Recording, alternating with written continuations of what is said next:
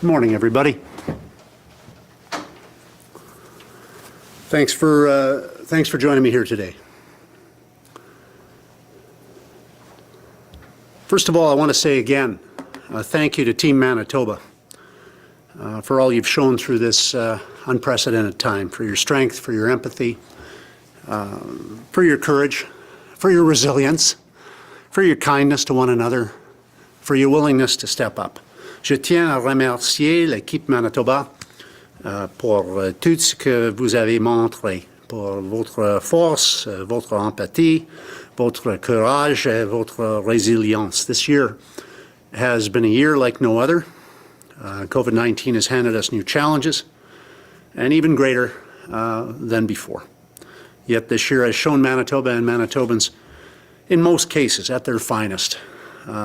You've made significant personal and professional sacrifices to protect yourselves, your loved ones, your community, and your province. And for that, I say sincerely thank you. Manitobans have a long and a very proud history of stepping up, of facing challenges head on, and of helping one another, especially in times of need. And this is indeed a time of need for many Manitobans.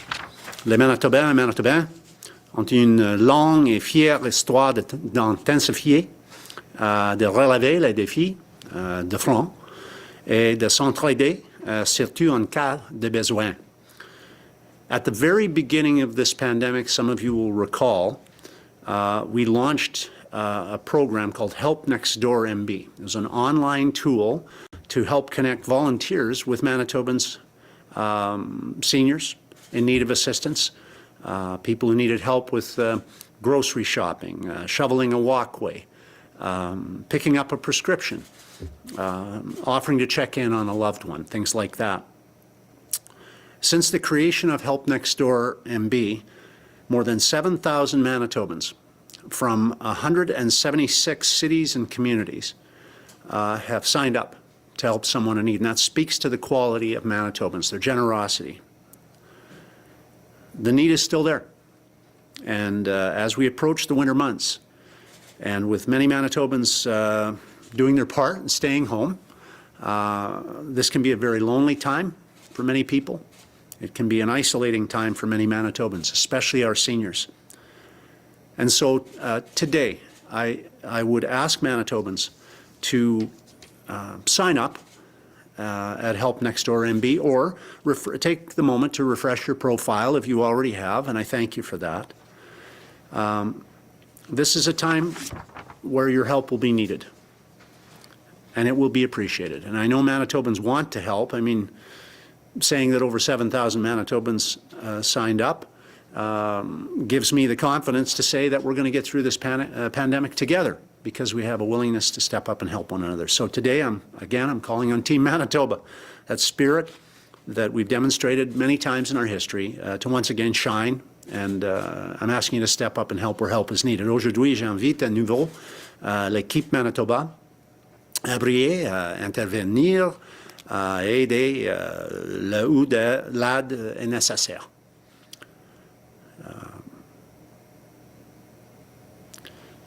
Volunteers are needed, and I'm going to also ask you to consider volunteering for other tasks today.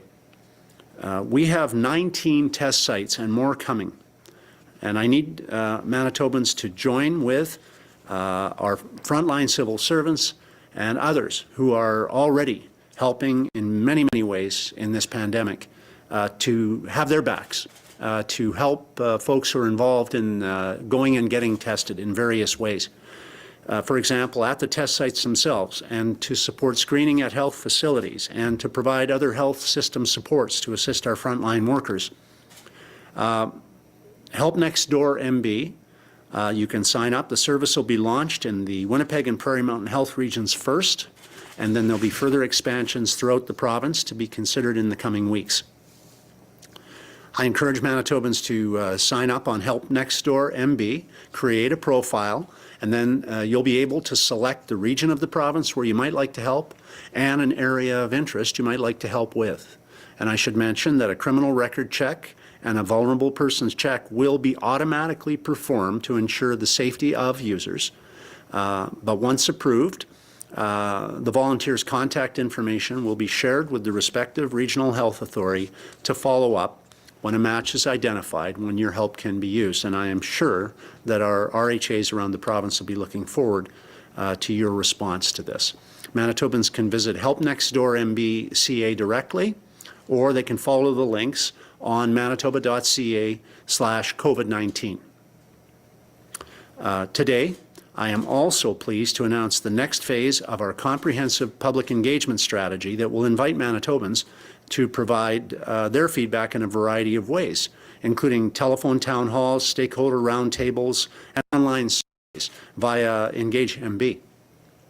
From the very beginning of this pandemic, we've endeavored to reach out directly to Manitobans, and we've asked Manitobans for their input and advice. We've asked them for their feedback, too, on a variety of measures. As you know, we've used an approach where we announce each of our phases and our plans, usually later in the week, and then invite feedback from Manitobans for a few days, and then we enshrine the changes, just as we did yesterday morning at 12:01 with the necessary tightening of restrictions. We announced those on Friday, instituted them on Monday. And we've taken this approach because we appreciate feedback, and we've invited feedback from Manitobans on many occasions, as you know, and I thank those who've participated and given their feedback to us. More than 100,000 people participated in a series of telephone town halls over the summer months, and approximately 30,000 parents, for example, provided feedback on the education survey that we did as well to help shape how the province brought children and youth back to school. Fingers crossed, relatively safely so far. Just yesterday we announced that we'd be seeking input on a COVID curfew. This curfew is an idea that we want your feedback on. This would restrict travel between key hours where gathering sizes are in excess of the rules. And the idea here is to try to keep our contact numbers down, and especially those gatherings where we're seeing hotspots, as Dr. Roussin has observed, and as other health officials around the world are observing. This gathering issue is a big deal. We want to halt the number of rising cases. As I said yesterday, put a fence around the top of the hill, not just an ambulance at the bottom. And so the community transmission issue is a big issue, and in the Winnipeg metro region especially.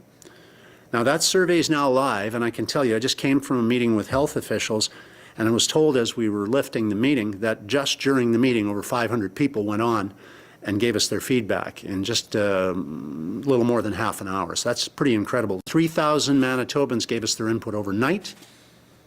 And again, I'm encouraging Manitobans to give us their feedback on this potential measure. We'll make our recommendations on it a little later in the week, but we want to hear from you about that, how you feel about it.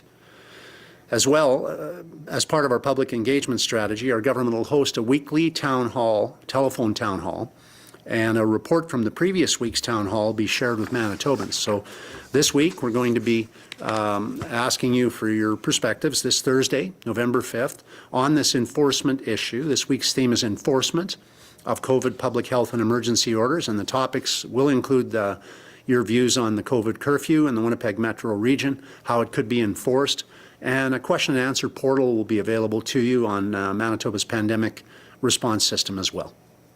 Manitobans can register to participate in Thursday's telephone town hall at engagemb.ca.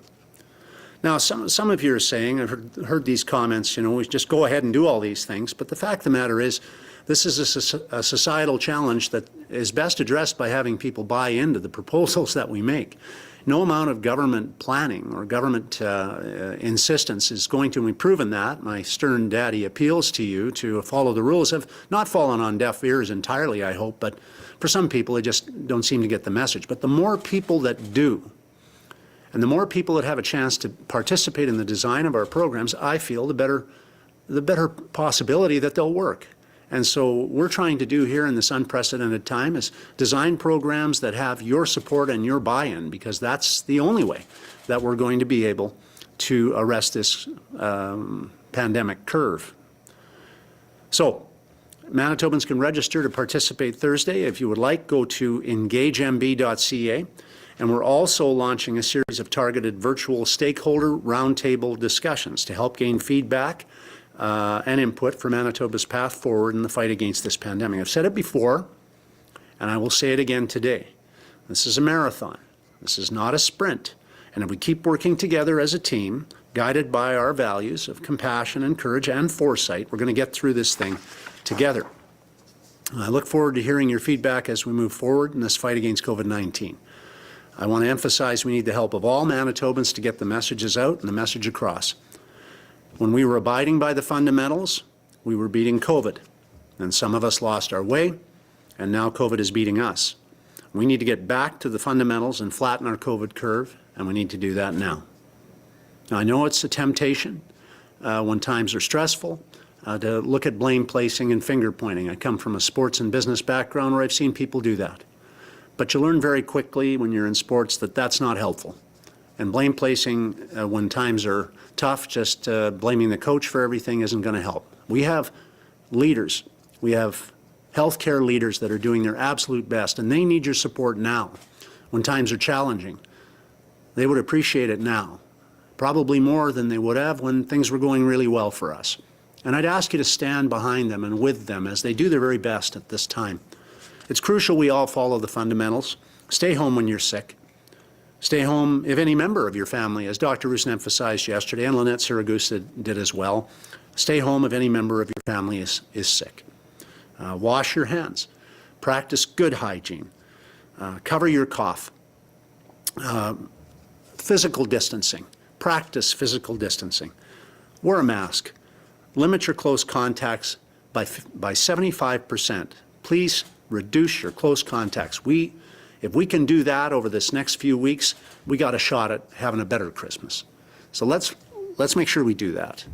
Get your flu shot and download the COVID Alert app as well. Thank you. I'd be happy to take any questions. Thank you, Mr. Premier. A reminder to our reporters on the line, you will have one preliminary and one follow-up question. Up first this morning from CJOB, Merrick. Hey there, Mr. Premier. Manitoba, the Prime Minister said Manitoba received $90,000 of funding for rapid test support for contact tracing and PPE. Just wondering, has Manitoba used those funds, and if so, how so? We've had 4,500 rapid tests. Most of those, the vast majority of those, were made available in the last 3 days. In the next 3 days, those will be out there. We'll be using those on the front line to assist. Clearly, where we have a nurse, for example, who's got a cough, needs a test. We need it done quickly.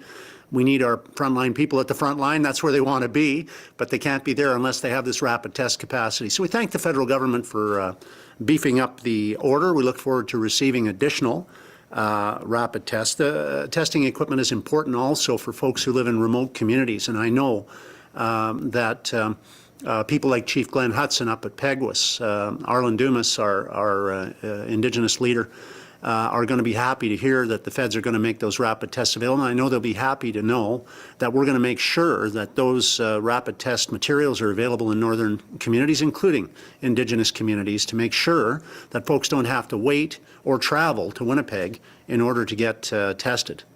So there would be the prioritization of the rapid testing. I would say also our healthcare people are telling me that they're clearly going to use these where there's an outbreak. So in PCH sites or at St. Vic right now, and that'll assist us. So it's good to have that support.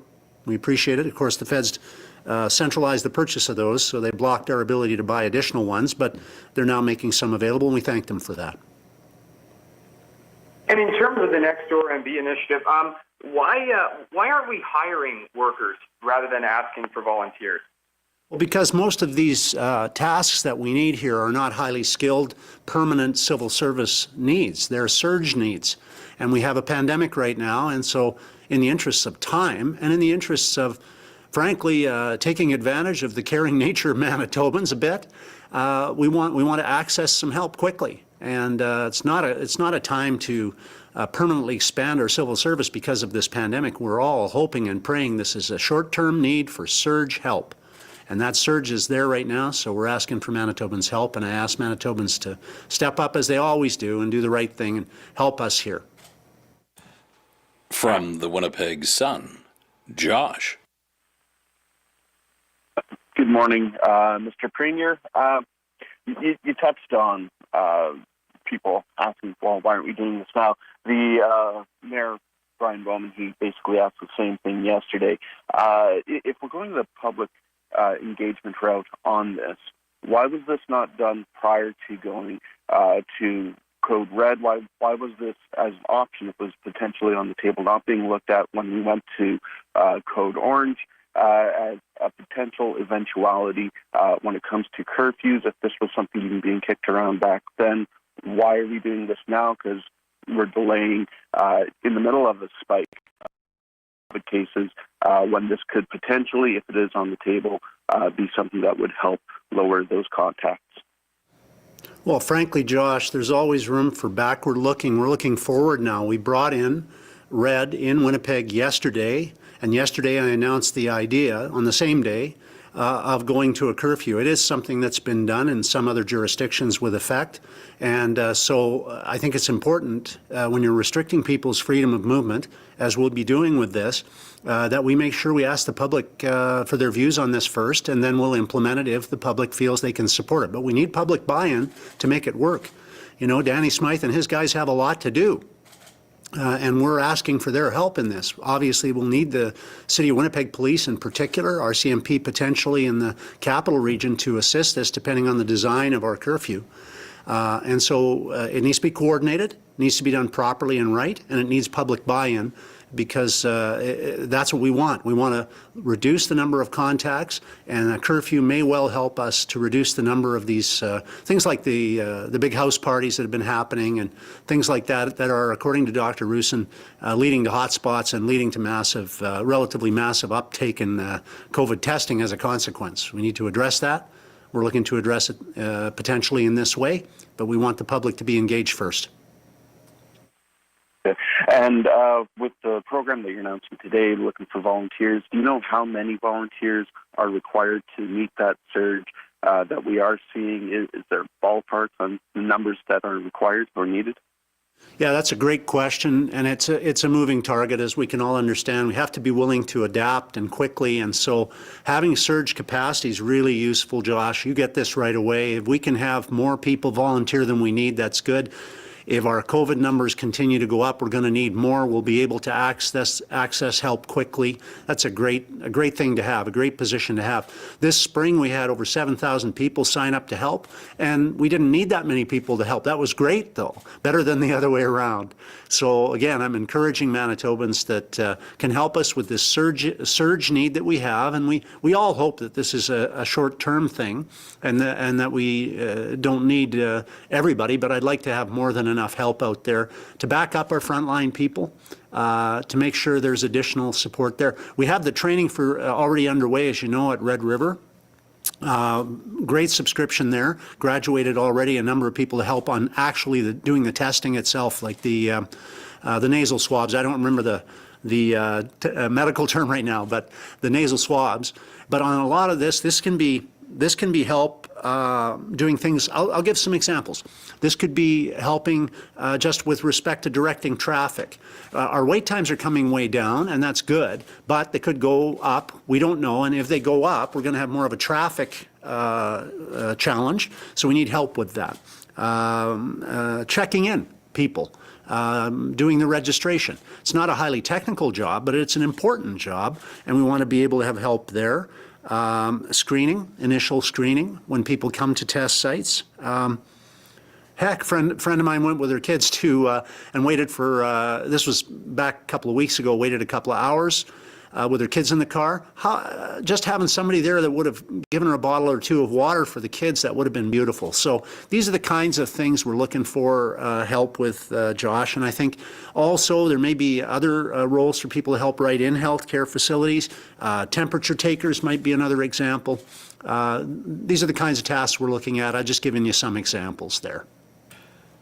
From CBC Radio Canada, Zoe. Hello, Mr. Prime Minister. My question today is, you have the impression that the province could have done more to use all the volunteers last time, back in, I don't know, when was that, in April, I guess? Yeah, Zoe, no, actually what happened there, we asked for volunteers, we got several thousand, hundreds of them actually were able to give help. And then as you remember, we hit spring, the numbers started to drop considerably fairly early in the summer, and the snow melted and people didn't need help with things like as much, like shoveling their walk wasn't an issue as an example. So the demand went down. But my point would be that the demand can go back up. We got winter coming, and we may well need some additional help out there, and I trust that Manitobans are going to want to step up and help people who need their help. So I'm putting that appeal out now. We all remember, we're Manitobans. We know that things are unpredictable when it comes to the weather. We're adaptable people. We know in this instance, if we have a bunch of snow, we're going to hunker down. Whether there's snow or not, we're going to have to hunker down, to put it mildly. So if our seniors have to hunker down, they may well need, for example, some assistance with picking up some groceries or things like that. When you help in that way, you're helping someone who's higher risk not be put at risk. And it's I think a beautiful thing for people to do. So I encourage Manitobans to do it. What will you be doing differently from last time? What have you learned? And I guess you had time to adjust. Yeah, well, I think you give me the opportunity to emphasize that we've never stopped in our preparation from the very, very beginning. We've been at this full time, all the time. And so, excuse my cough.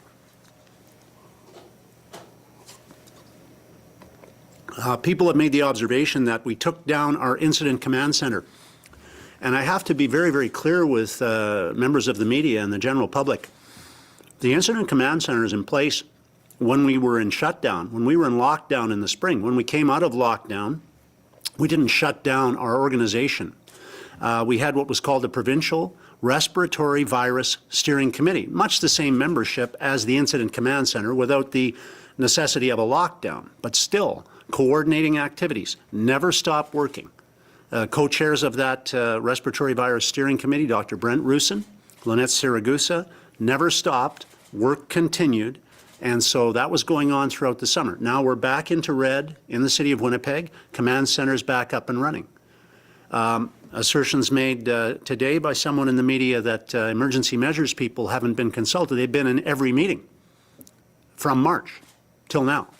So, I guess all I'm asking the media to do is understand that, yeah, we have higher case counts, but the preparatory work, the coordination, the planning has all been underway, and we're bearing, criticisms now of not preparing, but the preparation has never stopped.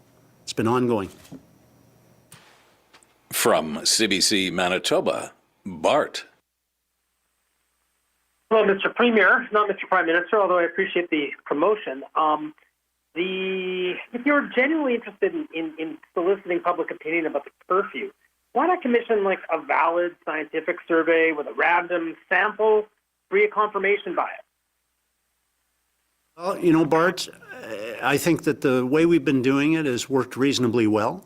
I accept that on some issues, perhaps of more complexity than a curfew, you might want to go to much more detailed and time-consuming processes. But on this one, I'm simply asking Manitobans for their feedback, and I agree with your observation. It might be criticized for being less scientific than some methods, but I think it's an important part of the process to get the public involved and to give the public a chance to have their view heard. Whether they're scientists or not, I think is worthwhile. Okay, thank you very much for that. Yesterday you mentioned other jurisdictions with curfews. My colleagues have been looking for some in Canada. Can't find any outside of First Nations. Is there another jurisdiction in Canada employing a curfew? I don't think so, Bart. It could stand to be corrected, as I am quite aware I will be. I believe there have been a variety of curfews or quasi, we'll call them restricted travel rules put in place in several jurisdictions around the world. You know, I have asked Dr. Roussin for his input, as I always do, and he has told me, and I have read, that there are some others. I think regions in Australia have used partial lockdowns or total lockdowns, and that would include travel restrictions in their, my understanding. And I understand, I think South Korea, you'd have to go outside of Canada, though, Bartley. I accept your observation. I'm not aware of a curfew in Canada. But then again, you know, our numbers are spiking, largely due, not exclusively due, to social gatherings, unprotected social gatherings that are outside of the realms of acceptable. And we need to take action to address those things. And part of that could well be because the predominant number of these apparently happens in later hours. To do some type of a curfew. So that's up for discussion. We're looking for input, and I can tell you that we're getting thousands of Manitobans that are giving us their suggestions. From the Canadian Press, Steve. Hi, Monsieur le Premier Ministre. That's a term, Prime Minister, that applies in French to both premiers and the Prime Minister, for those wondering. Premier, we continue to get statistics that show that we're skating close to the edge in terms of ICU capacity. And the health officials were on yesterday saying that they had added 3 beds recently in Winnipeg and a few in Brandon, but we're still at 94% capacity. Can you commit to expand the ICU capacity, and do you have a number of in terms of how many beds we might reasonably expect to see in the near future? Yeah, no, it's a really important issue. It's obviously the most critical. It's the people who are in the most critical danger as well. And ICU planning and that exercise has been tremendously intense and has been underway throughout the summer, and is now going to bear fruit. I am told that by Lynette Siragusa and Dr. Roussin that they're going to be making additional information available in terms of detail and potentially a briefing to the media later this week or early next on how the structure is going to work. I don't pretend to be a health expert, and I would recommend to the opposition politicians that they also don't try to pretend they are, but I do know enough to know that reducing capacity for doing some of the elective procedures and so on will be part of this plan. That frees up capacity for the intensive care needs that we have. And it is a transitional thing.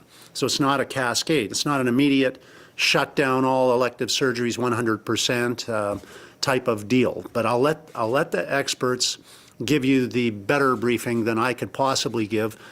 Suffice to say, I'm confident that the planning work has been done sincerely, and it's been engaged in by all our health experts. All of us are nervous. All of us understandably are stressed. But I would ask that people give, whenever possible, give a pat on the back and the benefit of the doubt to the folks.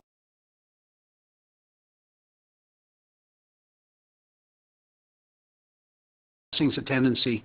I've seen it many times when stressful situations occur in sport. It's not helpful. You know, the guy who always pats Paul Maurice on the back when he's on a 4-game winning streak is the first guy who jumps off and criticizes him when there's 2 losses. I get that. We all understand that. It's human nature. It's not.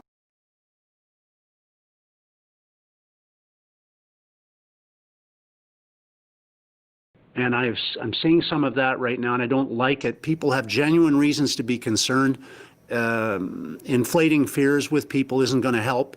It's going to harm.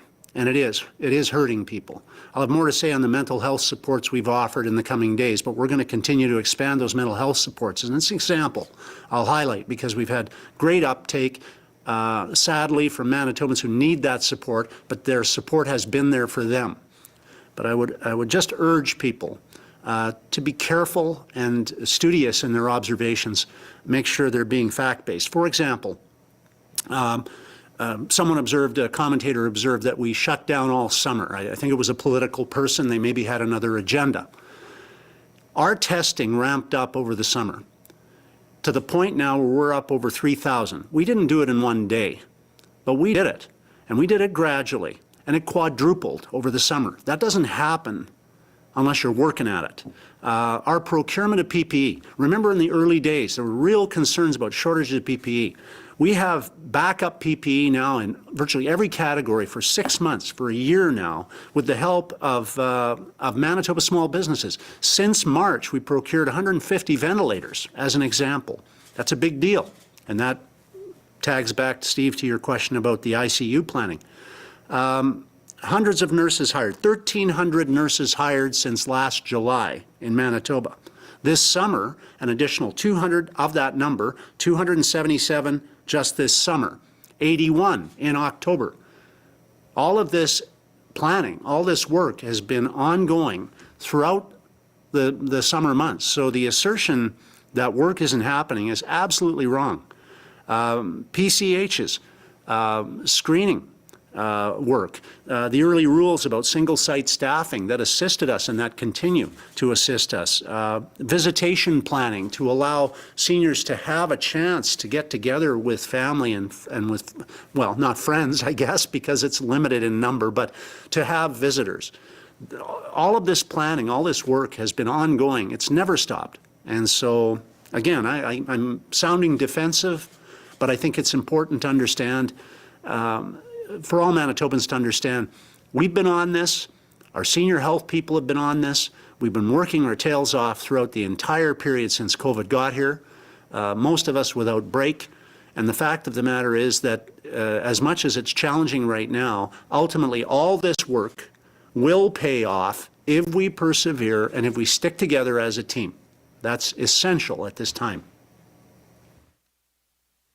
Okay, and as a follow-up, I note that there has been some signs of beefed-up enforcement. There were 3 tickets issued in the last couple of days, but 2 licensed establishments that are alleged to have ignored the rules about closing time, serving liquor, allowing people to dance. Are you beefing up enforcement with municipal police, and are you offering municipal police forces a share of the fines to help cover the additional costs? Yes, and yes. And also, I would emphasize, we also need to get to places outside of the normal realm of where our inspectors go. And we need to go to places they don't normally go at hours that they don't normally go there.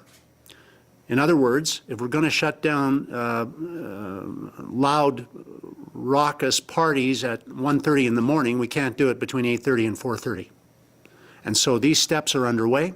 I'll have more to say on this in the next few days, but I do want anyone who's thinking or advertising to host a big party right now that's going to help spread COVID, I want them to know that we're very, very serious about this, and I need to see these actions taken. They're being pursued as we speak in this building and elsewhere, with planning meetings underway, recruitment underway, approval, Treasury Board approvals underway. All of these steps are being taken. I want Manitobans to know we're very, very serious about the enforcement side. It hasn't been where I want it to be. I've been very clear about that. I'm not throwing anybody under the bus here. Let's be clear. It's my responsibility. I totally accept it. But I think we have to do a better job of sending a message to folks who would break the rules that they're being a danger not only to themselves, more importantly, I guess, to others. And so this is the intention. This is what's going to be happening over the next few days. From CTV, Jeff. Hi, Mr. Premier, Jeff Keel, CTV. I'm wondering if there is a curfew, how would you deal with the homeless population? Obviously, I looked at the survey today, and it talks about exceptions for essential trips and things like that. But how would you deal with the homeless population with a curfew? That's a great question, Jeff, and these are the details. This is where the consultation helps us so much, as it has in each of our stages, because people raise situations that, frankly, there are many, many considerations here. We have to deal as best as we can with those. What constitutes essential travel? How do you define that? You're coming home from babysitting your daughter's child while your daughter was at work and you're at 12:15. Is that a finable offense? These types of things have to be understood. And I want to make sure that we're not unduly restricting or hurting anybody in their freedom who is responsible and behaving responsibly. Obviously, the goal here is to try to get ahead of the COVID curve and do what we can, in particular on these gatherings and that type of thing. So we want to make sure that we structure this, and you've raised a good example. We want to make sure we structure this thoughtfully, that we're not unduly harming people who mean no harm to us, but that we do have to have some kind of a system I think is becoming increasingly supportable by the evidence. Thank you for that. My next question is, you're somebody who has always talked against trade barriers, tariffs, things like that. No, it's not common for elected officials to weigh in, but I would like your thoughts on who would you like to see president elect tonight? Quite frankly, Jeff, I'm pretty focused and have been for some 8 months now on an issue that I think matters way more to me and I think matters way more to Manitobans. With all due respect to the Americans, they got their own problems, and boy, they've got them in spades on COVID and on other fronts as well. So I'll let Americans weigh in on this and we'll find out a little more tonight. But I do hope that the outcome is not one that is in dispute. I remember the chaos around the election, Al Gore, George Bush Jr. Election. Many political observers will remember that election and remember the confusion, the dangling chads issue and things like that. We're at a perilous time here in North America. We need leadership to be clear, and the transference of leadership from one president to another cannot be confused and confusing. That will compound our difficulties. So it would be my hope that that is how this is ironed out, hopefully tonight. From City News, Stephanie. Hi, Mr. Premier. Stephanie Elsuk from City News. Just looking for a concrete number. How much of the 70 or the 90,000 from the feds has Manitoba spent already on rapid tests, and how much has been spent elsewhere? 4,500 as of today. That's my update this morning. The rest, the Prime Minister alluded to, is somewhere in the mail, I guess, and we'll look forward to getting it. But we have 4,500.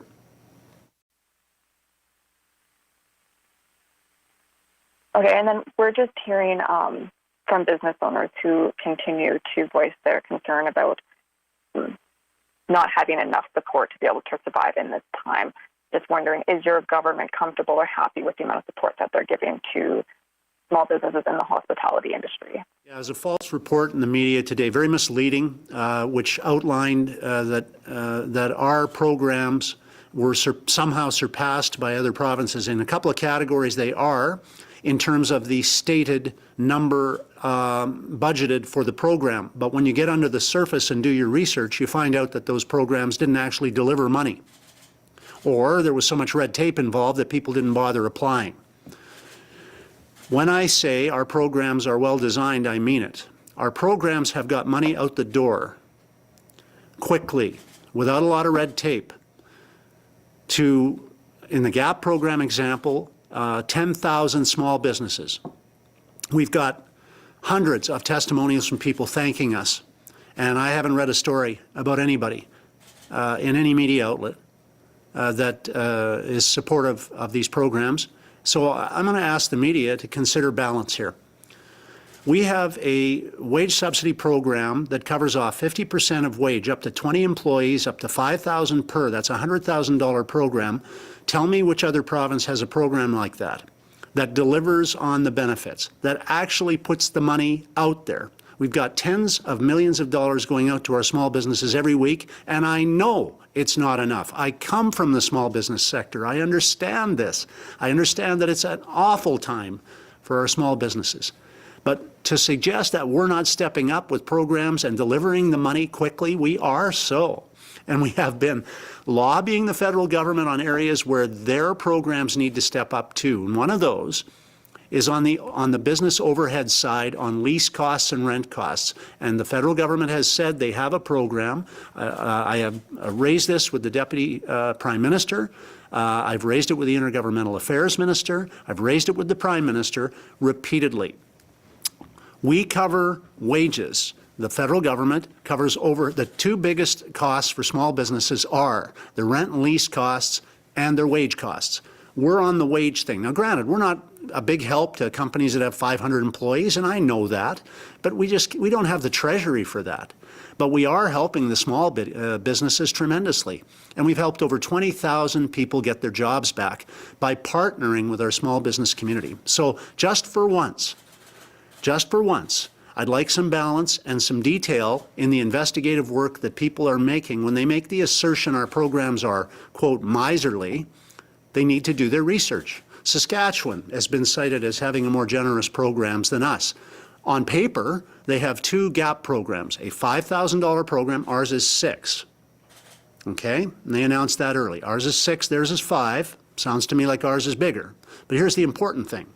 Ours has put out twice as much in the way of funds to our small businesses as Saskatchewan's. And I'm not knocking Scott Moe here. His program has a lot more requirements in it, a lot more stringency to it than ours. Ours gets the money out the door. So, if you're going to do a comparison, do that comparison. On PPE, our $6,000 GAP program puts $6,000 out there to companies, no strings attached. You can use it for anything you want in your business. Someone said in one of their reports the other day, Ontario has a PPE program. Yes, they do. Its max is $1,000, and it requires a ton of administration, and it will require a lot of bureaucrats to address receipts because it's limited to shields and hand lotion and gloves. Our $6,000 program is at least 6 times as good as that program, and it doesn't require any receipts. So I'm saying to you that we're going to continue to put these programs out there. We're 60% of our budgeted amount now. We don't know how far into COVID we're going to be, and we're prepared to spend more if we need to. But there's a limit to how much the most highly indebted province in the country can do in terms of supports, and we are, by all comparisons, one of the most generous in terms of our budgeted amounts to small business, getting it out the door, getting it out quickly without an abundant amount of red tape. We're going to continue to do that. We've had tens of millions going out every week, and we're going to continue to do that support. So if you want to do comparisons, do them, but get in under the surface and find out how much money is being delivered, not just what's promised in various provinces. You'll find out that Manitoba has the most effective programming to support small businesses, and it's working. So there's my big lecture on that. From the Winnipeg Free Press, Carol. Good morning, Premier. You said that the preparations have never stopped and that the Incident Command Center's work was still being done by the Respiratory Virus Steering Committee. So, having said that, Dr. Roussin said back in the spring that we need to expect and prepare for a COVID comeback in the fall, potentially worse than the first wave. If that's the case, then why weren't measures and resources in place to prevent the surge of cases we've seen in personal care homes and hospitals? Well, your observations are quite fair, Carol. If your observations are based on the incidence of COVID, then you're going to naturally look for reasons why there's a higher incidence of COVID. What I'm arguing here is that we shouldn't draw the false conclusion and look for excuses and blame placing. That isn't productive. It isn't the health leadership of our province that caused COVID to multiply. Their preparatory work on testing was significant, and it's stepped up to multiple levels, as you know, Carol. So we made that commitment to phase up our testing by fall, I said, and we did, and we've exceeded it now. We've had over 4,000 tests done several days. I said the target, the health officials shared with me early in the year, was to hit 3,000 by fall. We did that, and so testing's ramped up. Apart from the first couple of weeks when the numbers began to spike and testing demand grew, the wait times are now coming down significantly. The online booking, I think, is a big part of that, and that was in the planning stages, has been implemented, as you know now. procurement. That was a major concern early. Our teams pulled together their strategies with the help of, frankly, more than half of our PPE comes from Manitoba companies. Hundreds of Manitoba companies that we coordinated, our officials coordinated with to supply us with PPE. These are just some examples. So I think there's a danger, Carol, frankly, that when we see the COVID numbers go up, we look for somebody to blame, and, well, blame me, that's okay, but don't blame our health officials, because our health officials have been working all summer, as have we, to prepare for this. And yes, we're all surprised at the rapid uptake, part of that in terms of the number of cases. But I would say that part of that may well be that we've relaxed because we were the beneficiaries of our own success early, I guess, in a way. And so now we're shocked to see the numbers go up, as they are in many jurisdictions around the world. That being said,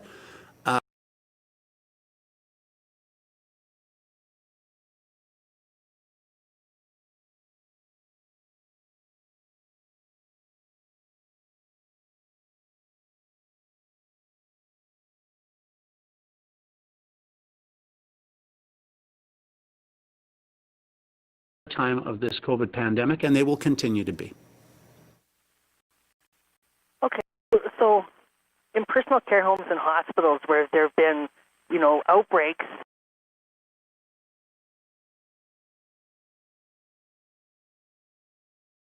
when making healthcare system changes to make it more efficient, and did they cut too close to the bone so that healthcare leaders like Dr. Roussin and Ms. Siragusa are now under the gun when a surge arrives? There's no room in the system for them to be able to manage. All I can say is it's understandable. Everybody looks for an excuse, a reason, or somebody to blame when things like this happen. But I can tell you our budget for healthcare this year is $500 million higher than it ever was under the NDP. So it isn't about spending, I don't think. Our reorg of our emergency rooms has actually resulted in us being the only province that's held the line on wait times, actually reduced our wait times when we led the country, when we came into government with longest waits in the country. People remember that. And we've actually effectively reorganized, and we're in the process of investing hundreds of millions of dollars more in reorganizing our emergency rooms so they work. So people don't have to go into an emergency room and get transferred out to another hospital. That was what was going on in Manitoba. So in terms of the budgeted amounts or the allocations of money, we spend more than all but Alberta in the country per capita on healthcare, and we bolstered our budget for healthcare by over $1 billion since the COVID pandemic began. So it's not about spending, and it wouldn't be about dedication. Our healthcare experts are doing their absolute best. Might be other reasons. You'll have to evaluate what some of those causative factors are, but I can tell you one thing. The government didn't invent COVID. The government didn't bring it here. And the government can't stop people from transferring it to each other either. All we can do is our absolute best to react and to prepare to react, and that's what we've done, and also to try to remind, as the media, and thank you to the media for doing this, remind people of their role in this. We're not powerless in this, but we're powerless if we try to blame everybody else and we don't look at what we ourselves can do. That's why today I'm asking Manitobans if they would mind giving us their feedback. I'd appreciate it, and if they'd mind volunteering, because we're not powerless in this. We were doing great before when we were following the fundamentals, and we can do great again too. And I'm confident in that, and I'm confident in Manitobans. So I'm going to continue to demonstrate that confidence in every decision we take and every decision we make. From Global, Brittany. Good afternoon, Premier Brittany from Global News. You say that you're doing the town hall on the curfews because it would be restricting freedom of movement, and you really need people's opinion on that. But why hold a town hall when it comes to enforcement that's planned next week when you've already said we're not doing a good enough job?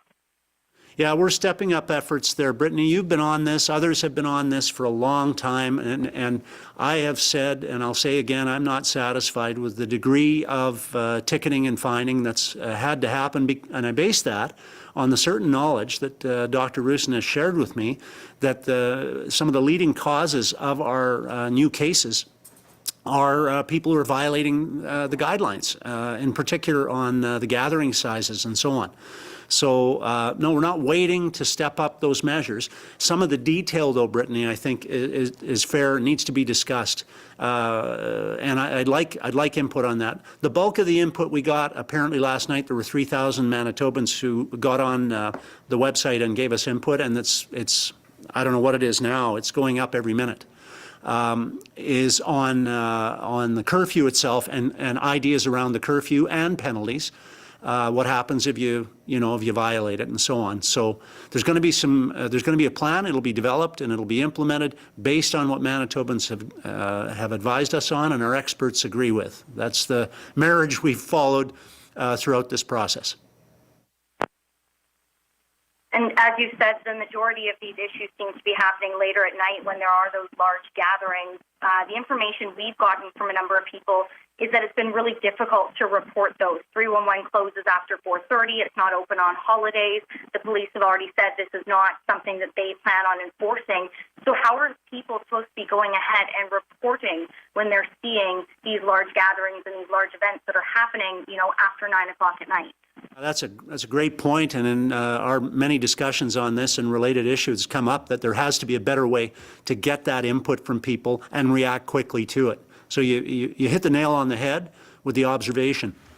Good people are trying to do the right thing and report in infractions. We've got to make it easier for them to do that. We've got to make sure that there's follow-up then, as much as possible, as much as our resources can allow us to. We've got to follow up and make sure that if people are breaking the rules, there's a consequence. And without that consequence, people are going to continue to break the rules. We need to change that. We need to get all of us need to get on Team Manitoba, and enforcement and penalties around that. Some of these violations are, I think, a big part of how we can turn this flatten this COVID curve. From the Brandon Sun, our final reporter, Colin. Hi, Mr. Premier. So after the beginning of the pandemic, when cases started to decline, we reopened, we restarted, and eventually we've had another surge of cases. When we end up peeling back restrictions after the current surge is over, how will the government maybe approach things differently so that we're not in this sort of situation again? It's a very good question, Colin. I think all of us are learning as we go, and there's bound to be, in hindsight, things that we might have considered doing differently. But I want to clarify one thing, and I want to be very clear on this. Some people are making the assumption that by having Manitobans back to work, that somehow that causes COVID. Don't make that link. That isn't fair. It's not fair to the small businesses or the people who work in them, and it's not fair. There isn't data to support that thesis. We worked very, very hard with our small business leaders. We had calls all throughout, beginning in March, and have continued to have them with over 50 representative groups of workers all around the province to get their opinions and feedback. We developed strategies, protocols, safety mechanisms to help make sure that there was safety there. And when we launched our Ready, Safe, Grow initiative, we combined promotion of back-to-work programs that we were offering, like the wage subsidy program, with promotion of safe practices, like protocols that needed to be followed in various industries and so on.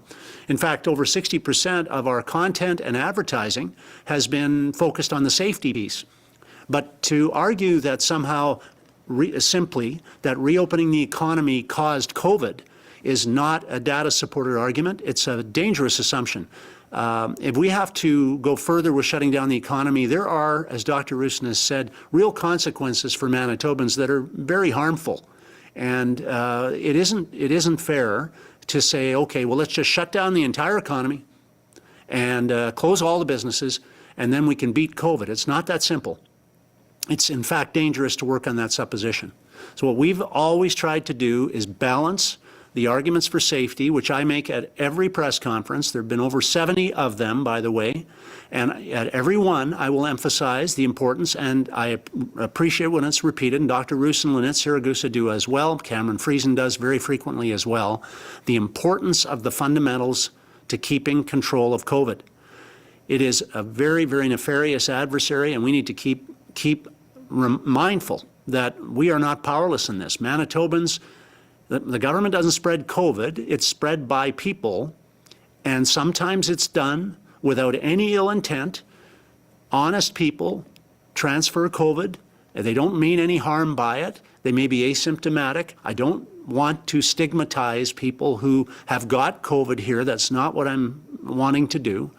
But sometimes people are doing things which allow COVID to populate and spread in the community, and we have to stop that. And the sooner we stop that, the sooner we're going to be saving more lives in this province. My second question is, I know earlier this year your government received $85.4 million from the federal government for education. Has that money gone out to school divisions yet? And if so, do you know what it's been spent on? Money represents 2 points. That money represents less than 3% of our education budget. It's less than the $100 million we added to our education budget for a Return to Schools initiative that we announced during the summer when some said we weren't working, but we were. And the fact of the matter is that money will be going out over time. And so the education minister will be able to give you detail as to how much has gone out to date. But that money goes into categories where we've already budgeted millions of dollars. And so let's be clear about this. The federal government's money is well appreciated. It represents a little less than 3% of what we've already budgeted for education. And so we won't have any trouble spending the federal government's money along with the taxpayers' money on educational investments. We're one of the leaders in the country on investing in education and training, and we will continue to be. Thanks, everybody.